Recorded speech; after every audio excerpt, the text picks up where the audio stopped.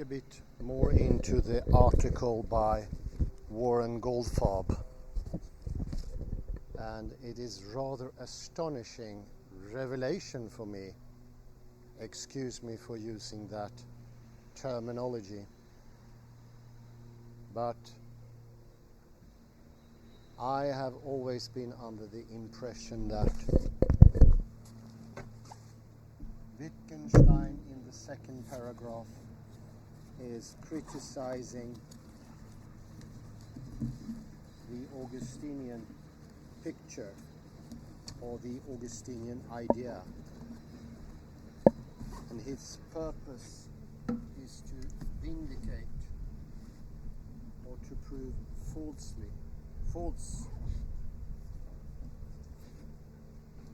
the idea of the ostensive definition made by Augustine.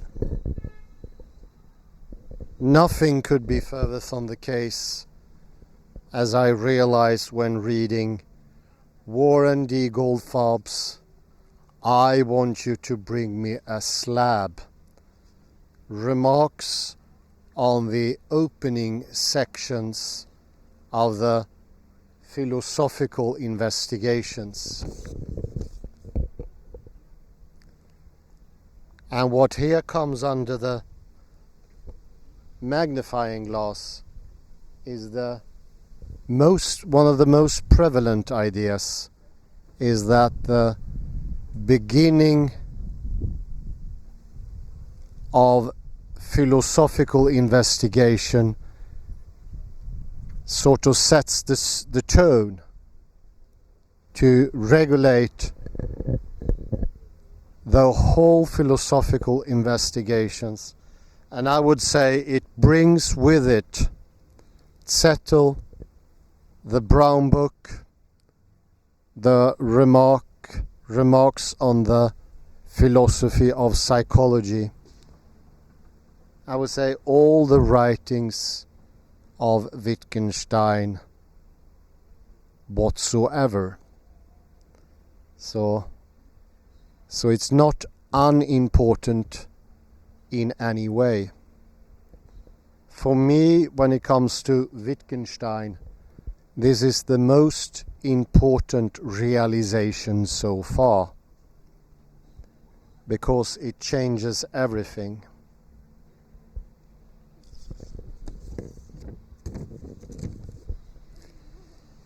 One could say, as a hint, that seeing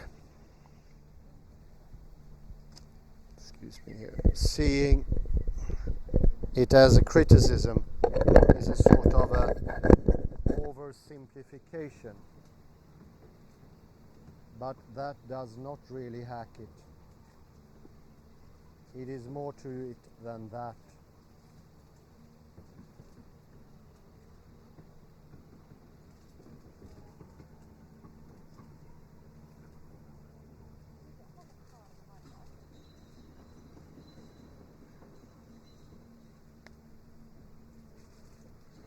More apt and more to the point would be that Wittgenstein had a clear idea as to why bring in Augustinius from the beginning. It was to show how it could look after a picture is established. So it's not the view or the opinion or the philosophical standpoint of Augustine that is of importance. What is of importance is to look into the before, how something became established that in a second or a third step made it possible for Augustine to come to the conclusions he later did, or his development.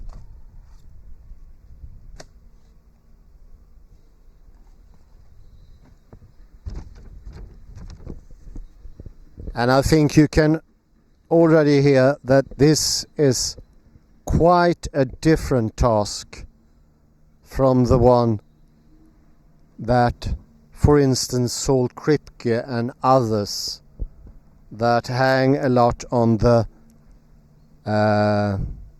infamous or famous paragraph that meaning is use, that Wittgenstein would be some sort of pseudo behaviorist, or that he has a general opinion in philosophy that has to make him fit neatly into the categories of either supporter or attacker of a certain philosophical standpoint.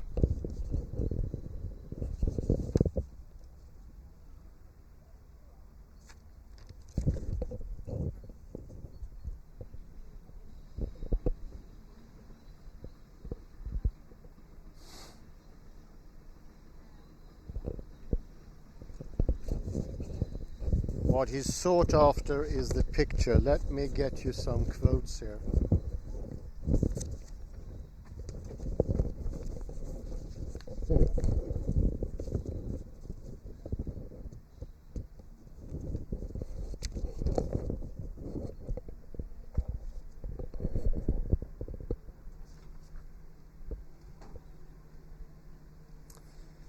Frege /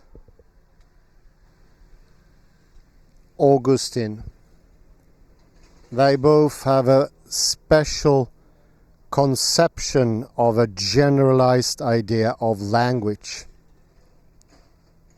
This is not the opinion attacked by Wittgenstein.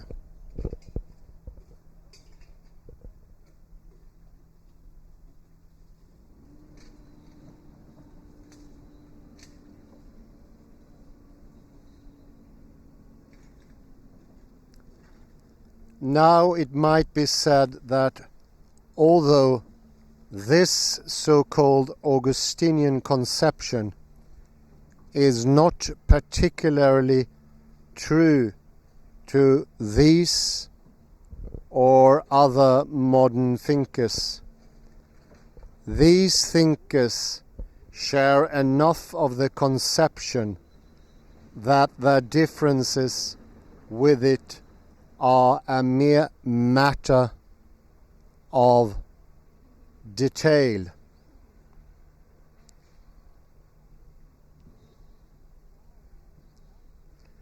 And listen now.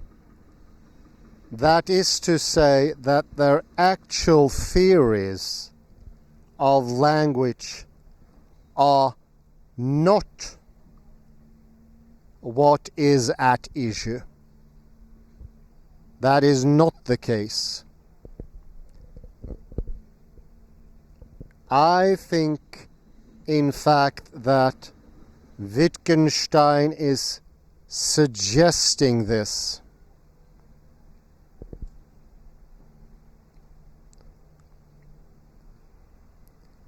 But it surely does not do to use the label Augustinian conception at will and then take any considerations against its crude features as directly refuting or undermining the philosophers so labeled.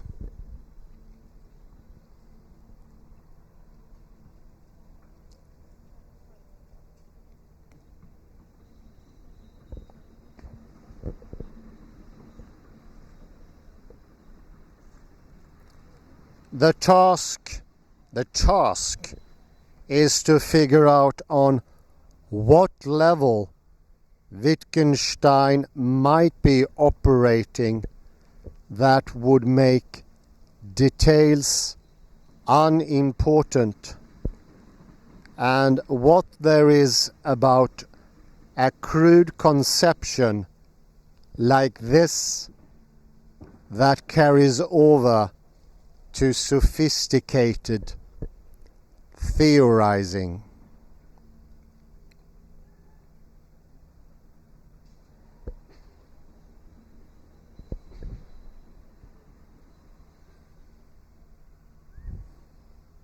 I believe, however, that in paragraph 1, Wittgenstein is also raising a deeper problem. It is not at all obvious that Augustine is expressing a conception of the essence of language.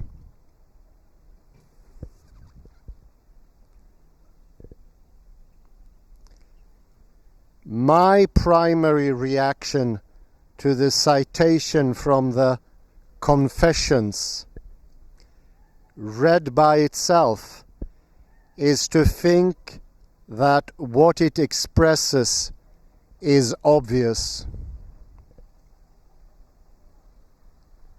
It seems trivial, prosaic, well-nigh unobjectionable.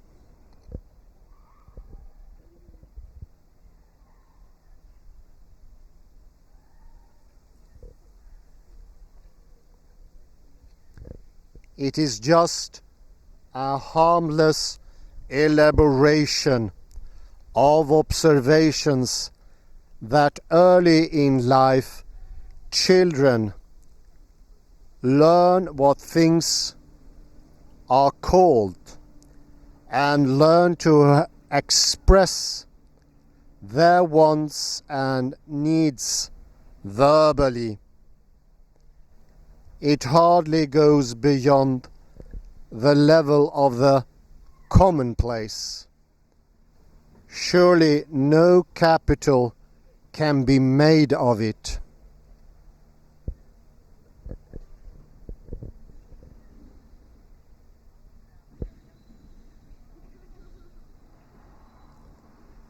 Thus, I would take Wittgenstein's first sentence after the quotation to the effect that Augustine's remarks contain a definite picture of the essence of language to be intended to shock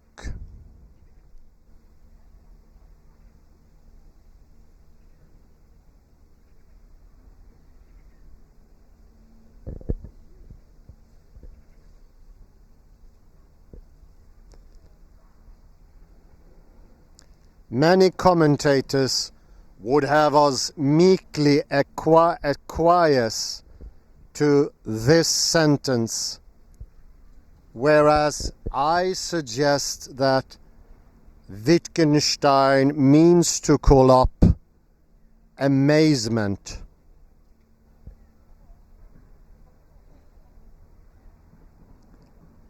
This is given the essence of language.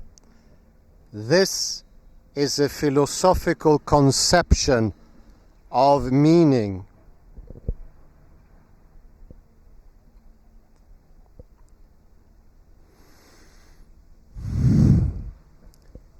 In short, Wittgenstein is, already in paragraph 1, pointing to the unclarity of what it is to have a conception of language. We know neither what constitutes a conception, a picture of the essence, nor when it happens that our words express one.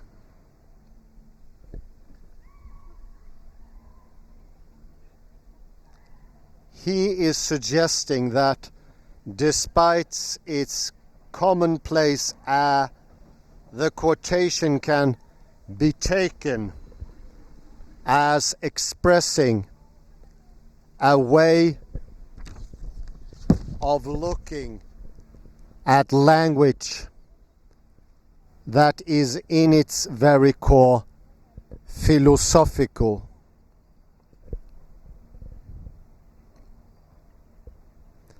So it's the philosophizing at bottom which is at under the survey or under the magnifying glass, if you like. That is the purpose, not the standpoint in itself. That was intended to stir interest, to be remarkable, to be something of a difference, whereas the core thing, what is behind this conclusion,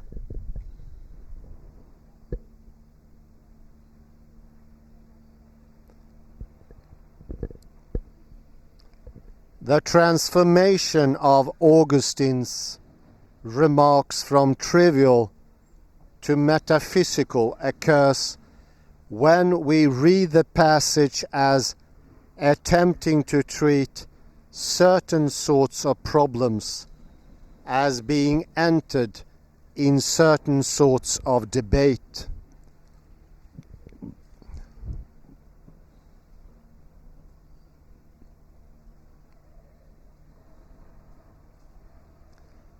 The notions Augustine invokes, like naming some object, wishing to point a thing out, and state of mind, can be entirely unquestionable.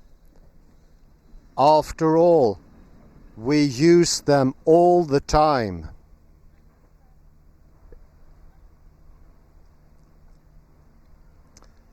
However, Wittgenstein seeks to show that when these notions are used in certain contexts, they come to have a weight that our ordinary understanding of them does not support.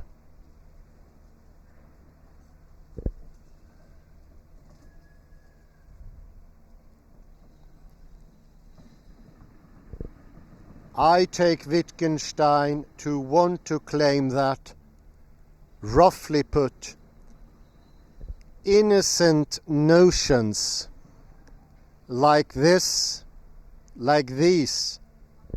functions in philosophy continually to set up frameworks in which debate goes on.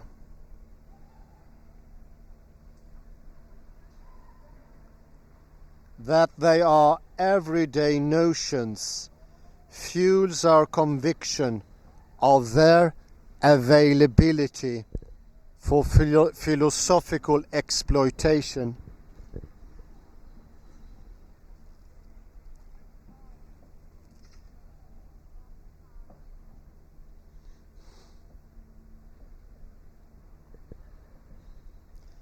But when they figure in general explanatory settings, a structure is imposed on them so construed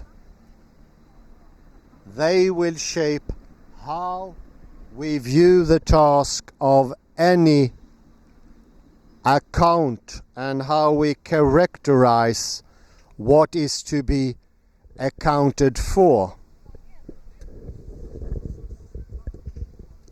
So after that is settled and after that is decided, it will be limited from the very outset, or at least structured from the outset.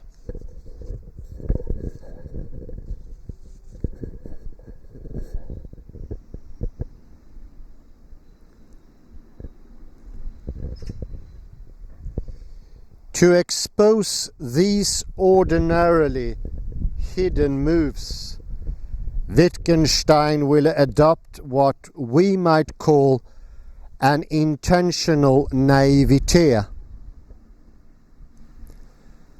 The chief expression of this stance is the constant hectoring of the interlocutor to substantiate his remarks and even his terminology. A hectoring that seems often to be challenging the obvious.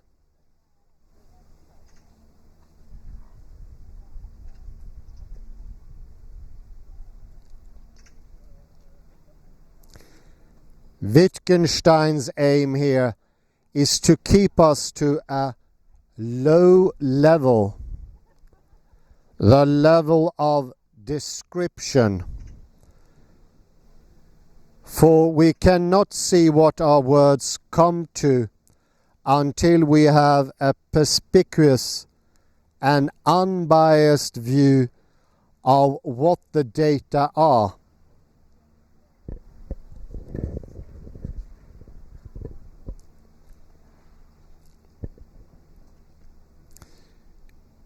To be sure, it is never clear beforehand what description is. And when we are in danger of going beyond it.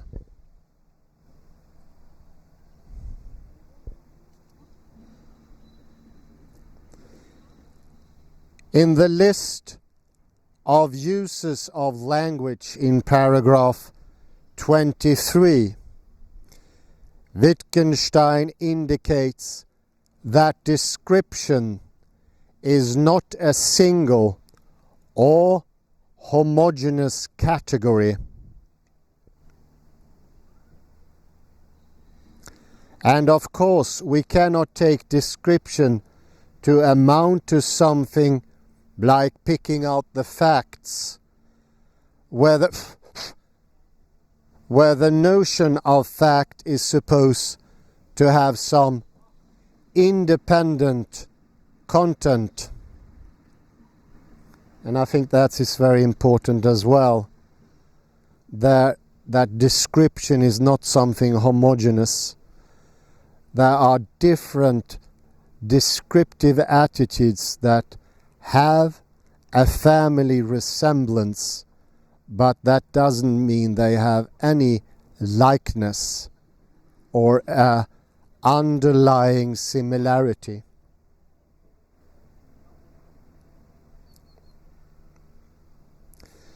The forced naivete is thus meant to unearth how things we say, things that in ordinary contexts are the most ordinary sorts of descriptions, can become something else.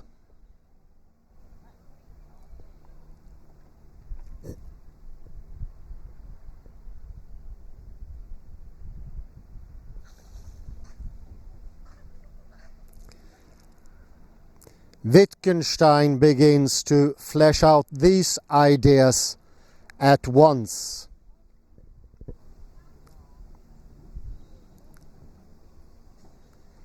In paragraph 2, he gives a simple example where all is open to view, the language of the builders. He says it is a language for which the description given by Augustine is correct. It is a language, I take it, where there can be no question of what it amounts to make the ascription Augustine does.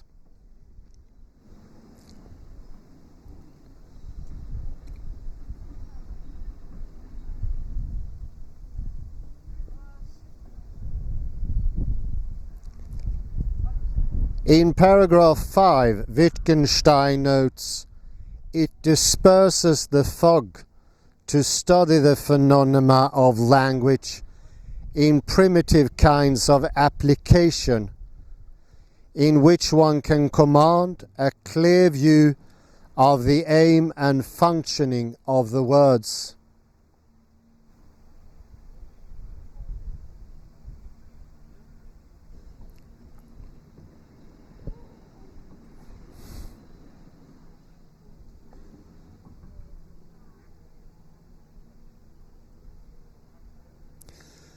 This remark ought not to be taken flatly.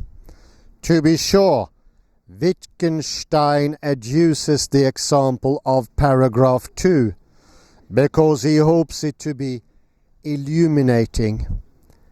Yet, I cannot imagine that he intends us to accept the example without hesitation.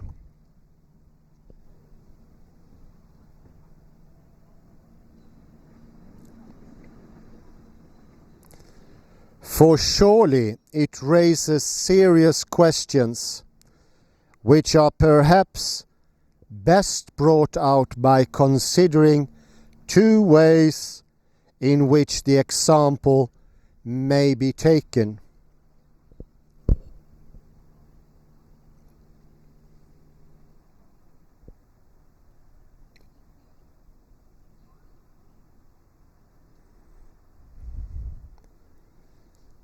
One, we can imagine the builders as people, much like you or me, but having four special sounds that they use in a specific way. That is the way given in paragraph 2. There seems to me little problem in this. We can then easily think of an apprentice's learning this language by watching, grasping the intentions in the utterances, seeing what the builders A wants, etc. And there can be no hesitation in saying of A that he wants a slab and therefore calls out slab. So here we see that Augustine is correct, literally and word for word.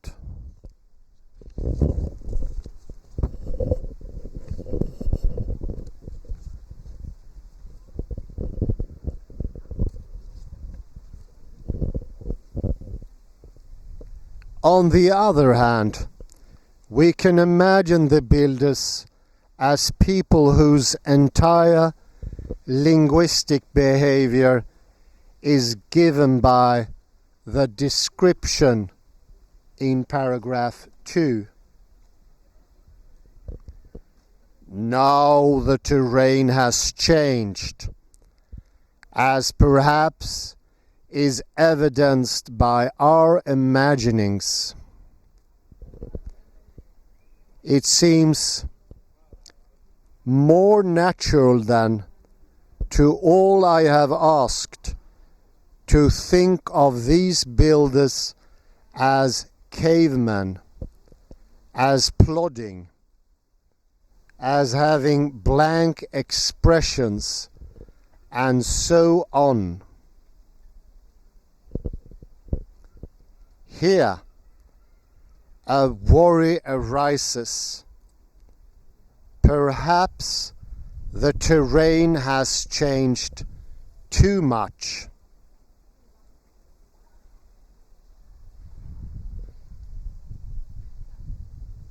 Surely it can be objected that under reading 2, the example has no relevance to the study of phenomena of language, because it is then hardly a language at all.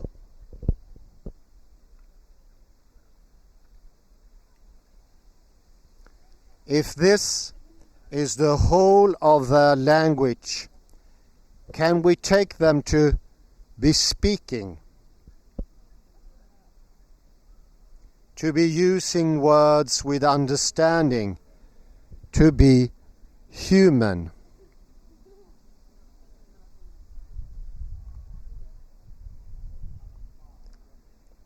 In fact, I take Wittgenstein to be asking for this reaction.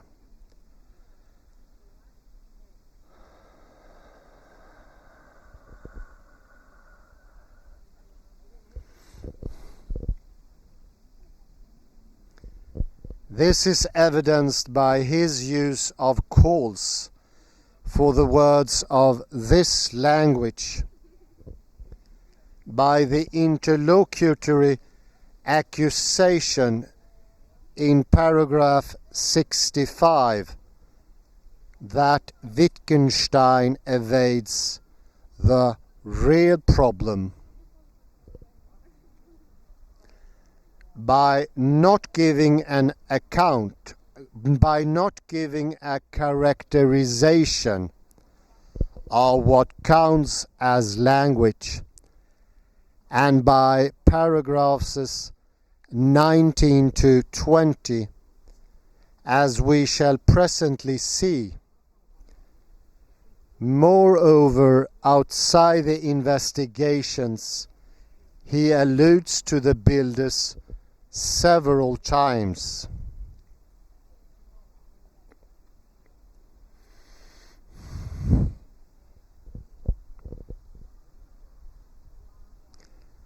That is, remarks on the foundations of mathematics, 5 paragraph 50,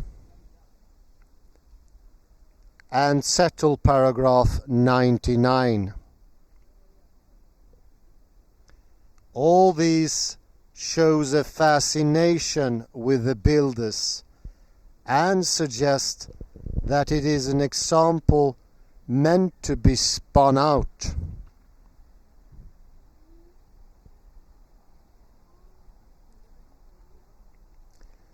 The challenge is that under reading 2, what is described is not a language. Now, what the grounds for this challenge, that is, for denying that there can be understanding here, denying this, so to speak, at the very start, so as to deny the relevance for anything further that might be said about paragraph 2.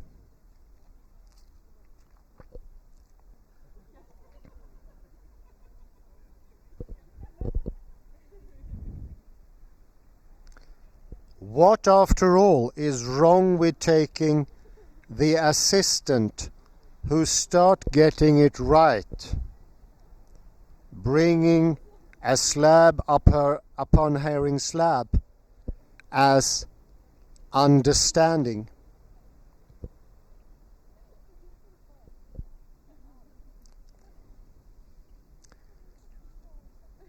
There are, of course, stories that seem to support the challenge. These imagined builders do seem mechanical and animal-like. Yet this hardly seems more than to say that these builders are not fully intelligible to us, or that we cannot imagine ourselves leading their lives.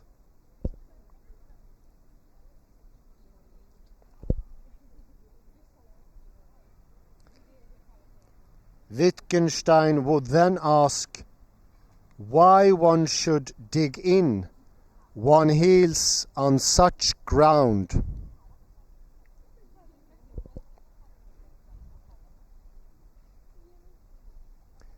That is, Wittgenstein would insistently demand reasons for vesting anything important in one or another particular part of any story that could be told here.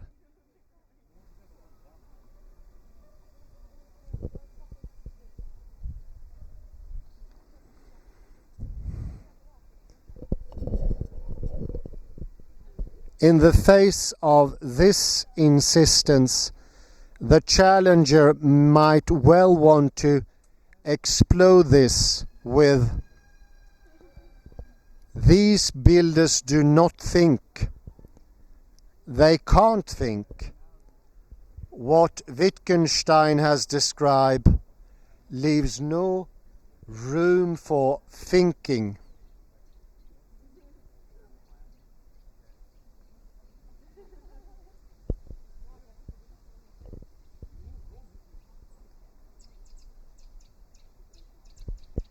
Indeed, such a reaction is suggested in Settle 99, where the interlocutor says, "You are just tacitly assuming that these people think,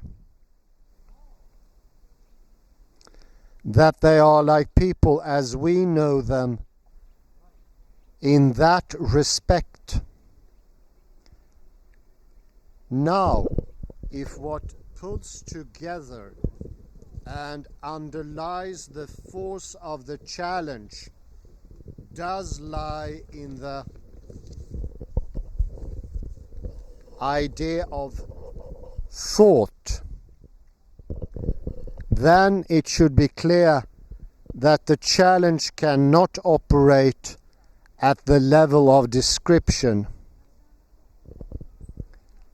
for it implicitly invokes an unexamined conception of great intricacy and power.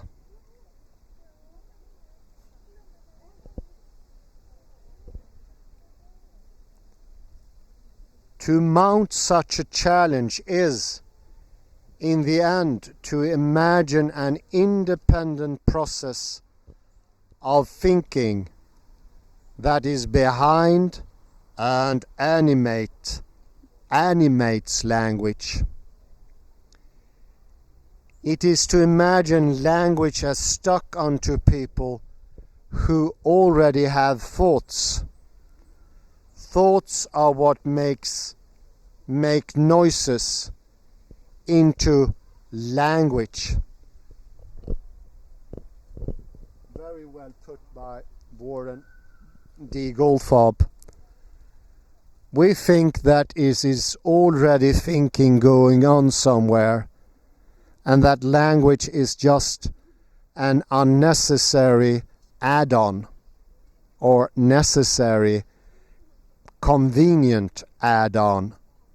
But thinking, yes, that was already there, well established, and the only thing that language did was to add an incredible intricacy and complexity to that already established thinking. This is ludicrous. Putting it this way, it becomes absolutely obvious that is an absolute impossibility. How on earth could there be thinking without language? And the idea that they can be developed separately, it is almost like saying that the steering wheel of a car somehow developed independently of the rest of the car, and then somehow was neatly put together, and it happens to fit excellently.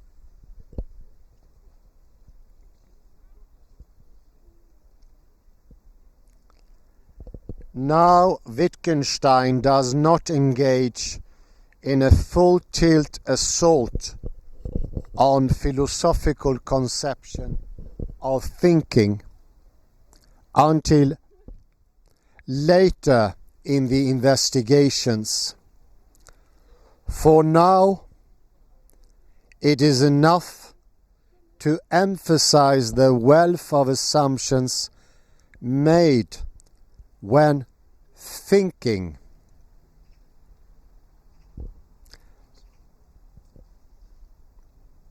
Is exploited in the present context.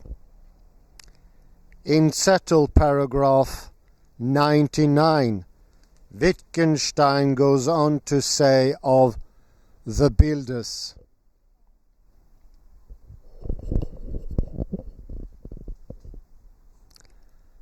but the important thing is that their language and their thinking too may be rudimentary, that there is such a thing as primitive thinking, which is to be described via primitive behavior.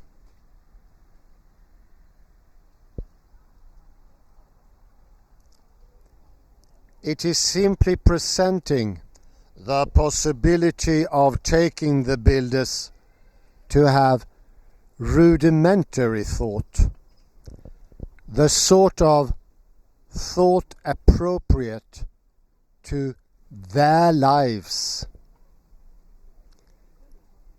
Wittgenstein means to undermine the sharp dichotomy.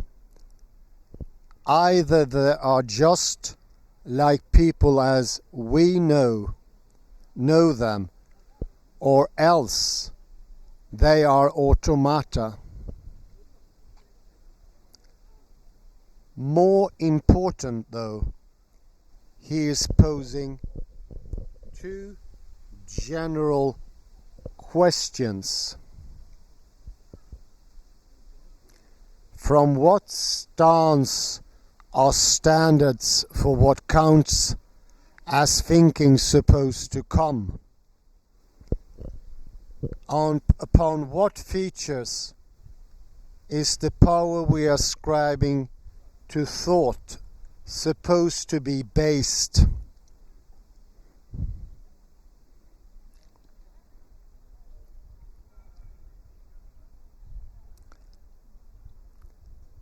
These questions have particular force, I think, against those who hold that whatever handle we can get on the notion of thought comes only via considerations about language.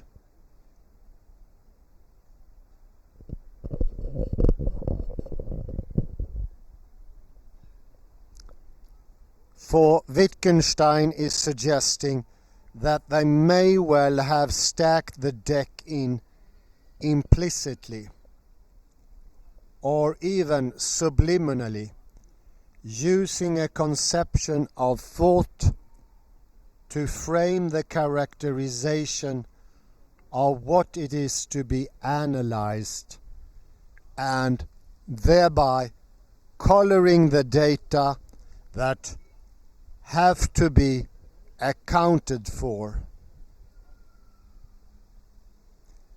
There are, of course, ways to respond to Wittgenstein's questions. The morale, however, is that one cannot buy the whole kit and caboodle at the start. We must examine in the small what aspects of our operations we are taken as crucial to animate language, and why.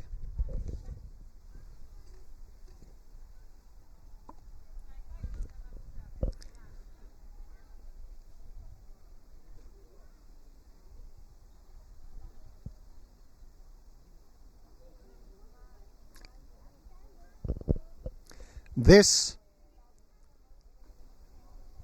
in some measure, is the subject of paragraph 19.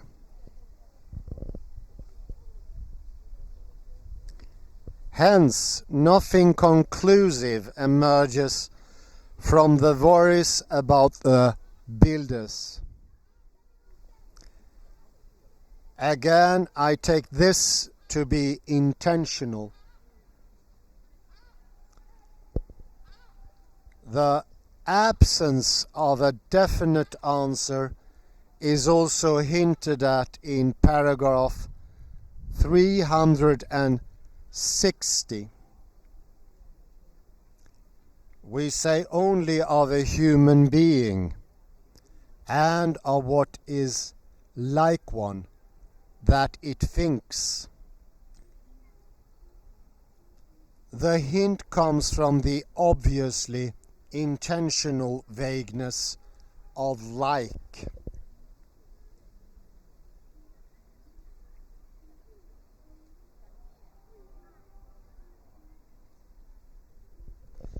We are then meant to retain a certain uneasiness, a sense of oddity about reading too of the builder's language.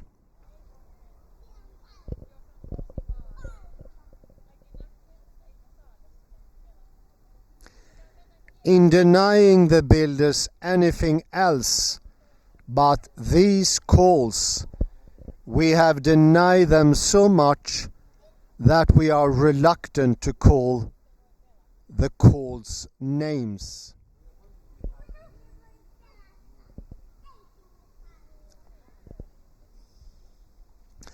To say here slab names slabs is just to say that A calls out slab and B brings a slab. All is open to view.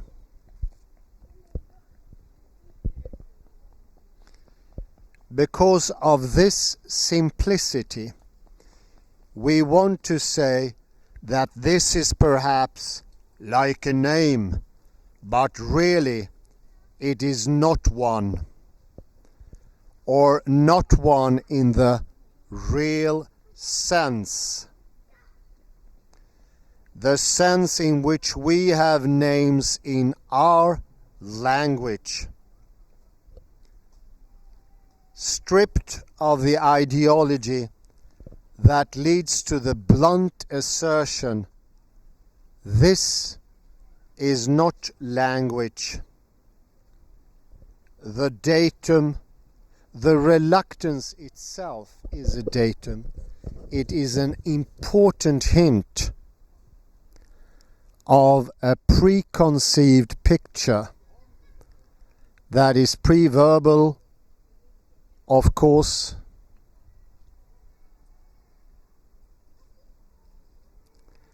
It is preconceptual,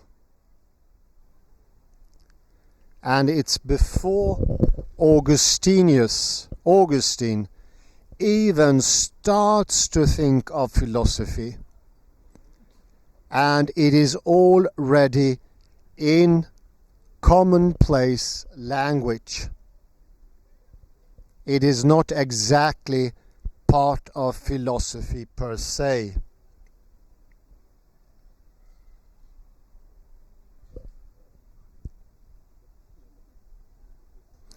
And this is the underlying, deciding picture that in the end leads to, and that is much further ahead, leads to the Augustinian idea that language, and that could be anything, but in his case, language is based on, at least partly, on ostensive definitions. It could be the Freudian idea of words pointing to something in the world, or the Tractarian idea of an absolute relation between words and the world.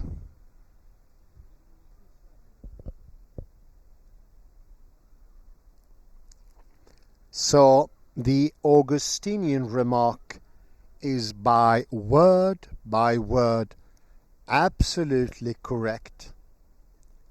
But we also, if we try the second option, we will experience an uneasy and we will hesitate to apply the notion of naming some object, because the language game is too simplified. That quality doesn't seem to be there in any conclusive or advanced. It doesn't have the advancement to allow naming as a procedure. It is just slab. It works in the limited sense that you get the slab. And as well, presumably, those of wishing to point a thing out, which is way too advanced for this. And neither do we have state of mind that is way more complex. We are barely there that a person could have a state of mind or even an intention. That would be even more advanced and not strictly possible in this limited take.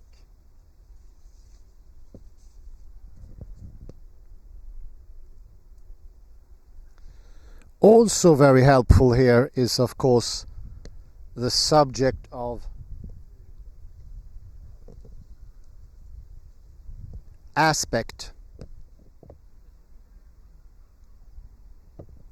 So I think aspect could be good to bring in here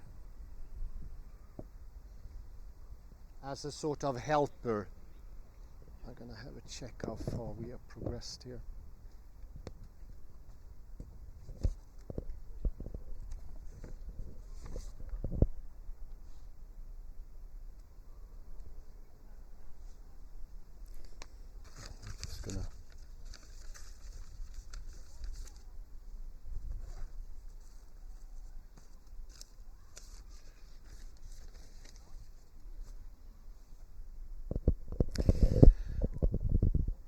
So what we can check here is that the preconception is the picture, and that is what Wittgenstein is after.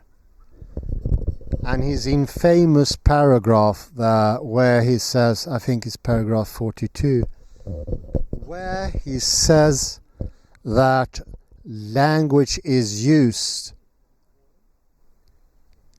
is not to be taken as general for all language. It is just a hint.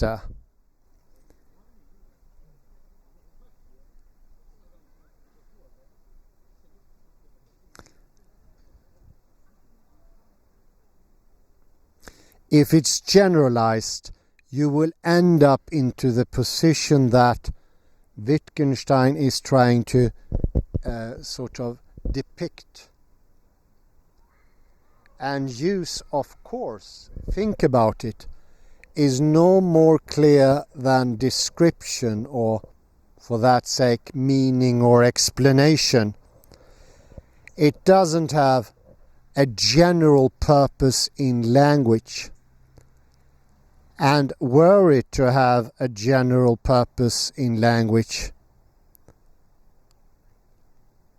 it would not have an effect, because language is this rugged area where you don't have general principles, where you don't have preconceived or preemptive laws regulating, sort of making clear, well, language is this and not that. Having those conceptions is caused by the picture, is not part of the picture.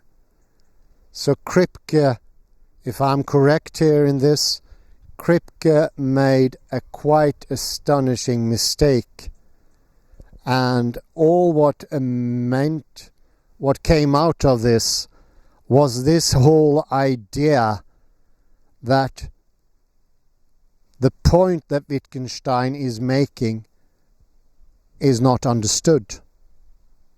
So there's a lack of understanding that underlies the Kripkean view and the later formation of, I think it's called Wittgenstein.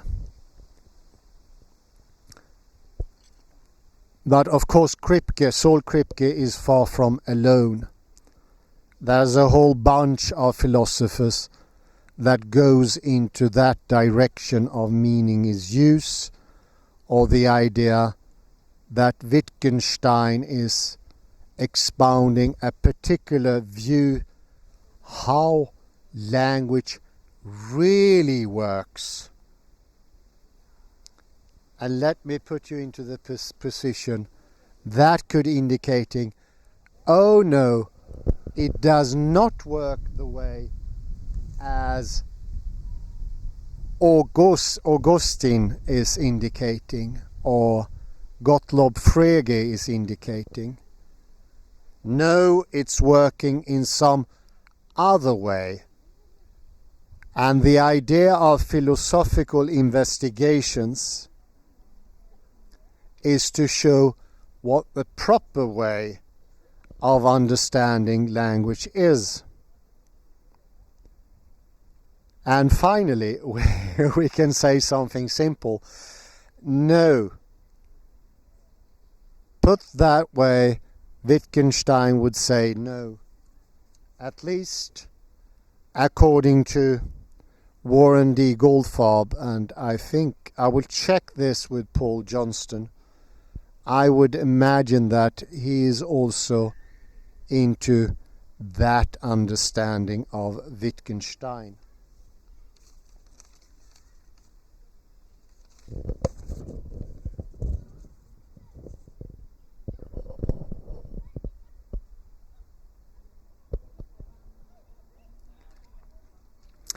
And that also, of course, leads us to think about aspects.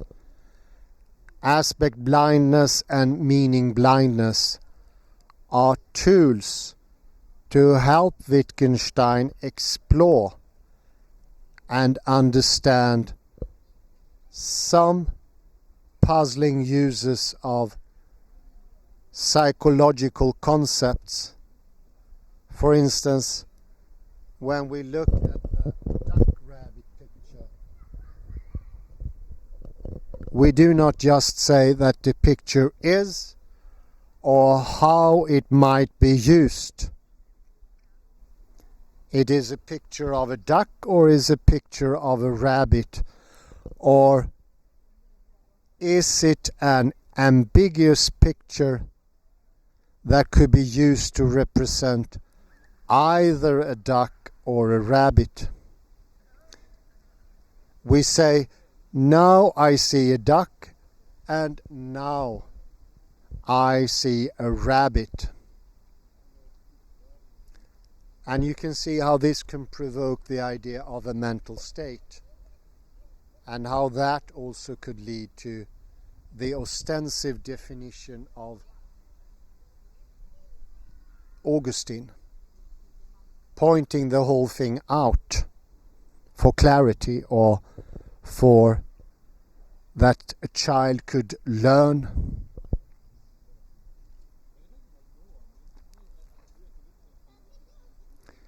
And that will also cause the mental picture or the mental object that is indicated by the Gestalt psychologists.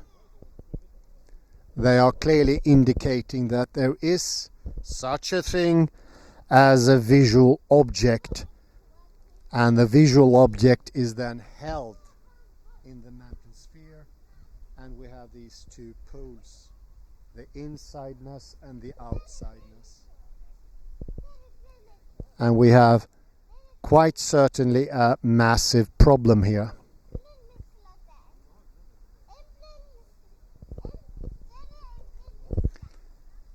So if the visual object or the state of mind is suddenly changed, there will be a change in the outsideness, and we get the problem with mentalism.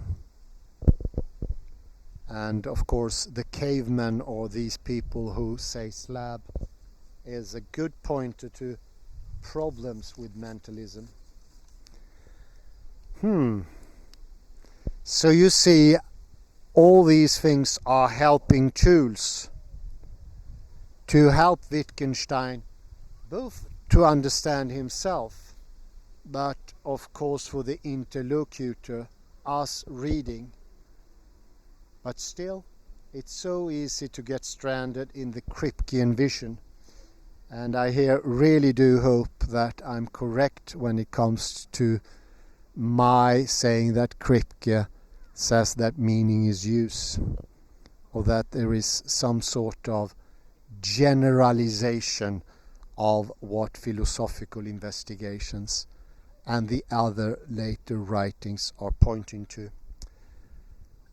I think I end there and say thank you very much for sharing this fantastic exploration into the world of a completely whole new of Wittgenstein, where he's not attacking that certain view of Augustine.